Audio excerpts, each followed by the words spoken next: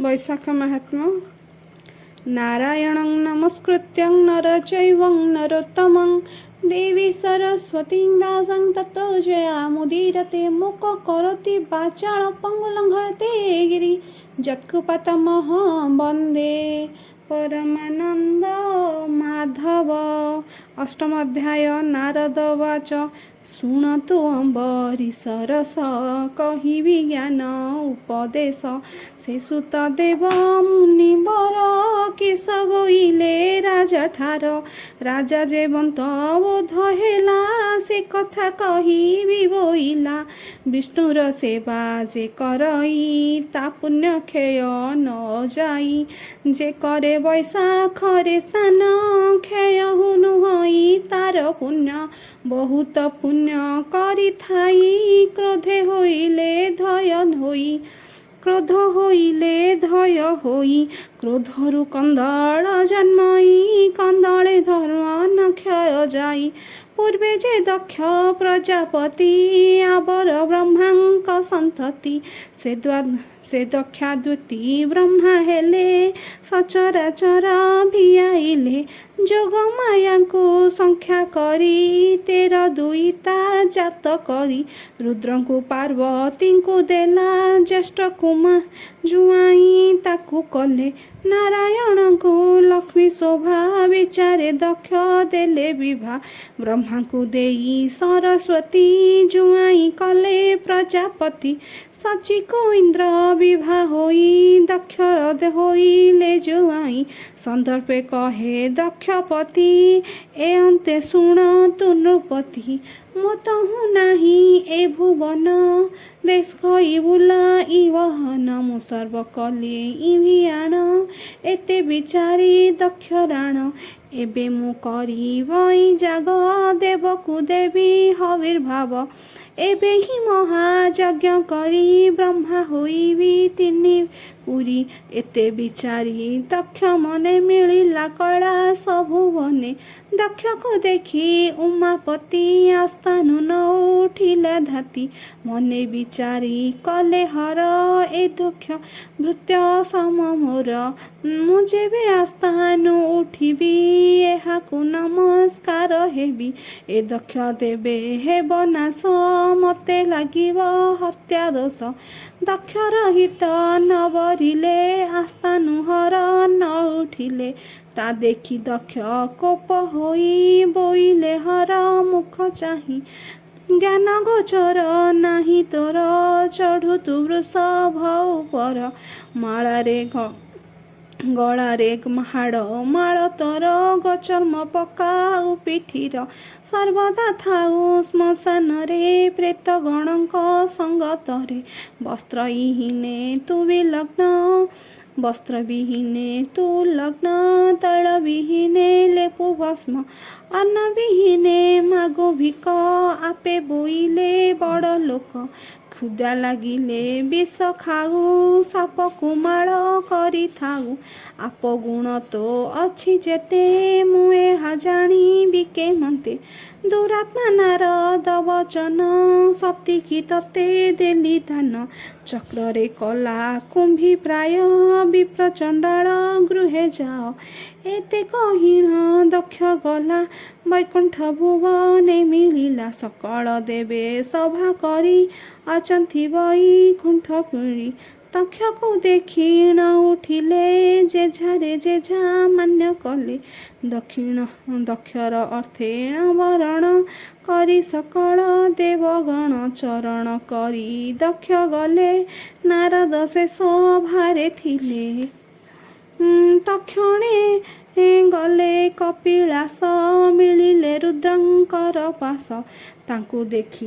नर साई आसन नव साइले नहीं देखिण रुद्रंकर गति हरस हेले महाजति रुद्र पूजिले ब्रह्मा सुत कार्य मो पूरे आगत हसी बोइले मुनि बर मुथिली वैकुंठपुर दक्ष जे सभारे मिलिला सकल देवंकु बरिला आपण आरंभिले जाग देवंकु देव हविर्भाव आंभकु देवंक सभारे निंदिले ପ୍ରକାରେ ବୋଇଲେ ଛାର ଯୋଗୀ ସେହି ଯଜ୍ଞକୁ ଯୋଗ୍ୟ ସେ ନୁହଁ ତାହାକୁ କଲେ କବରଣ ଯଜ୍ଞ ହୋଇବ ଅକାରଣ ଏତେ କହିଣ ମୁନିବର ଗମିଲେ ହୋଇ ତତପର ସେ ଦକ୍ଷ ଯଜ୍ଞ ଆରମ୍ଭିଲେ ରଜତମାନଙ୍କୁ ବରିଲେ ବ୍ରହ୍ମା ଇନ୍ଦ୍ରାଦି ଦେବଗଣ ସେ ଯଜ୍ଞ ହୋଇଲେ ବରଣ ବିଷ୍ଣୁକୁ ସେ ଯଜ୍ଞେ ବସାଇ ପୂଜିଲେ ଗନ୍ଧ ପୁଷ୍ପ ଦେଇ 33 କୋଟି ଦେବଗଣ ସିଦ୍ଧ ଯେ ଗନ୍ଧର୍ବ ଚାରଣ ତିନି ଭୁବନେ ଯେତେ ଲୋକ ସେ ଯଜ୍ଞ ମିଳିଲେ କେତେକ ଆପଣା ବ୍ରହ୍ମ ଯଜ୍ଞ କଲେ ଯଜ୍ଞ ସଂକଳ୍ପ ଦକ୍ଷ କଲେ ଯଜ୍ଞରେ ଦେଲେ ଏକ ଆହୁତି ସ୍ୱାହା ସ୍ୱଧାରେ ପ୍ରଜାପତି ସେ ଯଜ୍ଞ ଦେଖିବା ଅର୍ଥରେ ଗନ୍ଧର୍ବେ ଯାନ୍ତି ଆକାଶରେ ଆକାଶେ ହୁଳ ହୁଳି ଦେଇ ଚଳନ୍ତି ଯୁଦ୍ଧ ହୋଇ ତା ଦେଖି ପାର୍ବତୀ ବୈରାଗ ବୋଇଲେ ଦକ୍ଷ କଲେ ଯଜ୍ଞ ମୁଁ ଜ୍ୟେଷ୍ଠ ଝିଅ ତାହାଙ୍କର ଜ୍ୟେଷ୍ଠ ଜୁଆଇଁ ହେବେ ବହର ଯଜ୍ଞ ଆରମ୍ଭକୁ ନ ବରିଲେ ତାହାକୁ ଘେନି ଯଜ୍ଞ କଲା ମତେ ସେ ନ କଲା ବରଣ ଏ ଯଜ୍ଞ ହେବ ଅକାରଣ ଏତେ ବିଚାରି କୋପ କଲେ ନନ୍ଦୀକୁ ଛାମୁକୁ ଡକାଇ ବୋଇଲେ ଯଜ୍ଞ ଯିବା କି ଯଜ୍ଞ କରୁଛି ଦେଖିବା ଏମନ୍ତ କହି ନ କୋପ ଭରେ ଯଜ୍ଞକୁ ଯାନ୍ତି ମହାମାଇ ନିଜ ଆସନେ ରୁଦ୍ର ଥିଲେ ଉମାଙ୍କୁ ଆସି ଓଗାଳିଲେ ବୋଇଲେ ମନୁ ତେଜ କ୍ରୋଧ ଗଲେ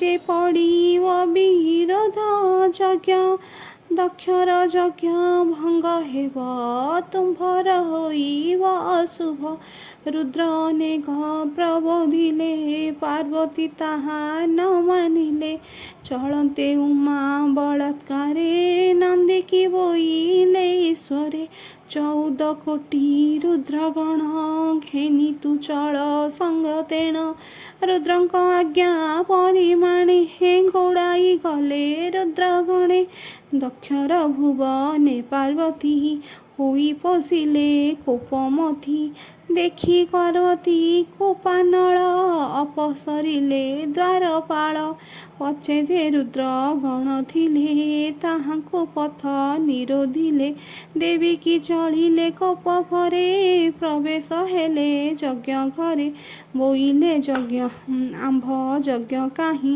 ରୁଦ୍ର ଏ ଘରେ ବଡ଼ ଜୋଇଁ ଏମନ୍ତ ଶୁଣି ଦେବବର ରହିଲେ ମୌନ ବୋଲିଣ କେହି ସେ ଉତ୍ତର ନ ଦେଲେ ଦକ୍ଷ ବଚନ ନ କହିଲେ ଭୃଗୁ ଯେ ସଭା ମଧ୍ୟରେ ଥିଲେ ଇଙ୍ଗିତେ ବଚନ କହିଲେ କ୍ରୋଧେ ଆରତ ଉମା ହୋଇ ବେନିଲୋଚନୁ ଧାର ବହି ଇଙ୍ଗିତେ ନ ସହି ନ ପାରିଲେ ଅଗ୍ନି ସେ ଡେଇଁ ପଡ଼ିଲେ ଲୋକେ ହୋଇଲେ ହାହାକାର ପାର୍ବତୀ ପଡ଼ିଲେ ଅଗ୍ନିର ବ୍ରହ୍ମା ଇନ୍ଦ୍ରାଦି ଦେବଗଣେ ଚକିତ ହୋଇଲେ ଦେଖିନେ କୋପରେ ଦକ୍ଷ ପ୍ରଜାପତି ବୋଇଲେ ଦିଅ ହେ ଆହୁତି ପାର୍ବତୀ ଅଗ୍ନିରେ ପଡ଼ିଲା ଏ ଦେବ ମେଧ ଯଜ୍ଞ ହେଲା ଏମନ୍ତ ଗହୀଣ ଆହୁତି ଦେଲା ଯେ ଦକ୍ଷ ପ୍ରଜାପତି ନନ୍ଦୀ ଭୃକୁଟି ଦ୍ୱାରେ ଥିଲେ ଶୁଣିନ ଘୋର ଯୁଦ୍ଧ କଲେ ତକ୍ଷଣେ ବ୍ରହ୍ମାଙ୍କ କୁମର ମିଳିଲେ କୈଳାସପୁର ବୋଇଲେ ଅଛ ତୁମ୍ଭ ଘରେ ପାର୍ବତୀ ପଡ଼ିଲେ ଅଗ୍ନିରେ ଦେବେ ହରିଲେ ହାହାକାର ଉଠିଲେ ଗଲେ ଯେଝାପୁର ସେ ଦକ୍ଷ କରିଲେ ଅନୀତି ବୋଇଲେ ଦିଅ ହେ ଆହୁତି ସେ ଯଜ୍ଞ ସୁଫଳ ହୋଇଲା ପାର୍ବତୀ ଦେହ ବଳି ଦେଲା ଶୁଣିନ ଦେବ କୋପ ଭରେ ଘେନିଲେ ଭର ବଜଟାରେ ଦେବେ ଭରିଲେ ଏ ଅନୀତି ବୋଇଲେ ଦିଅ ହେ ଆହୁତି ଧାଇଁଲେ ପାଦ ଗତି ହୋଇ ମିଳିଲେ ଦକ୍ଷ ଯଜ୍ଞେ ଯାଇ ବୋଇଲେ ମହାକୋପାନଳେ ନେଇ ପଶିଲେ ଯଜ୍ଞଶାଳେ ସେ ଯଜ୍ଞେ ଯେତେ ଲୋକ ଥିଲେ ରୁଦ୍ରଙ୍କୁ ଡରି ପଳାଇଲେ। ସେ ହର କାଳାନ୍ତକ ପ୍ରାୟ ହୋଇଲେ ମହା ତେଜମୟ। କୋପ ସଂହାରି ନ ପାରିଲେ ଜଟ ଉପାଡ଼ି କଚାଡ଼ିଲେ। ଭୂମିରେ ଜଟ କଚାଡ଼ନ୍ତେ ଜନ୍ମିଲା ପୁରୁଷ ତୁରନ୍ତେ। ସମ୍ଭୂତ ବୀରଭଦ୍ର ନାମ ମହାବଳିଷ୍ଠ ଅନୁପମ।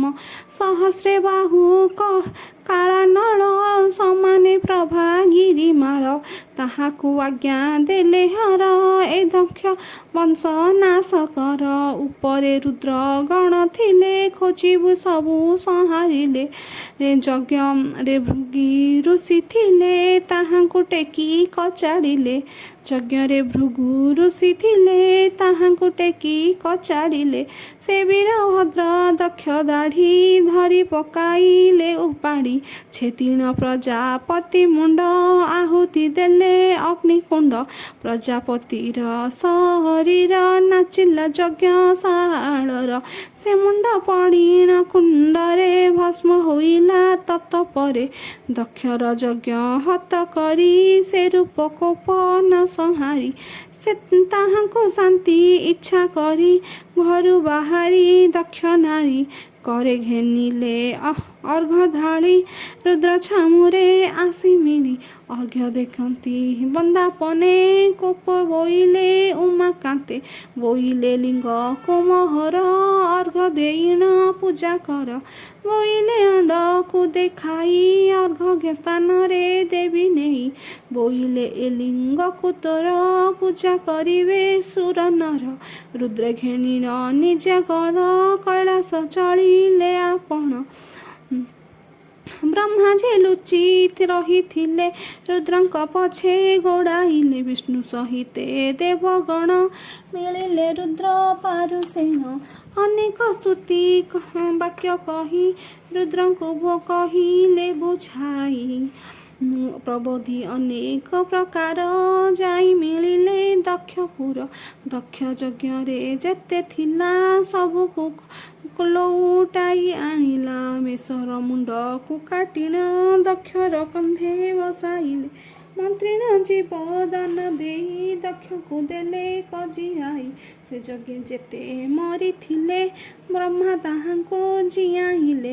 ଏମନ୍ତ ଯଜ୍ଞ ପୂର୍ଣ୍ଣ କରି ଦେବତା ଗଲେ ଯେଝା ପୁରୀ। ପାର୍ବତୀ ନ ପାଇଣ ହର ନ ଗଲେ କୈଳାସପୁର। ତପସ୍ୟା କଲେ ଗଙ୍ଗା ତଟ ପୂର୍ଣ୍ଣାଙ୍ଗ ପାଦ ତିନିକଟ। ପାର୍ବତୀ ଯୋଗେ ଲୀନ ହେଲେ ଜନ୍ମିଲେ ହିମବନ୍ତ ଘରେ। ଏମନ୍ତ ସ୍ତୁତି ଦେବେ କହି ଶୁଣିଲେ ରାଜା ତୋଷ ହୋଇ। ବୈଶାଖ ମାହାତ୍ମ୍ୟେ ଏହି ବାଣୀ ରାମ ଅଧମ ଗୀତେ ଭଣି। ଇତି ଶ୍ରୀ ସ୍କନ୍ଦ ପୁରାଣେ ବୈଶାଖ ମାହାତ୍ମ୍ୟ ଦକ୍ଷ ଯଜ୍ଞ ଭଙ୍ଗ କଥନେ ବ୍ରହ୍ମା ନାରଦ ସମ୍ବାଦେ ନାମ ଅଷ୍ଟମ ଅଧ୍ୟାୟ। ଭୀମସ୍ୟ ପ୍ରେରଣ ଭଙ୍ଗେ ମୁନିରପି ମତିଭ୍ରମ ଯଦି ଶୁଦ୍ଧମ ଶୁଦ୍ଧ ମମ ଦଶ ନ ବିଦ୍ୟତି। ହରି ବୋଲ ହରି ହରି ବୋଲ।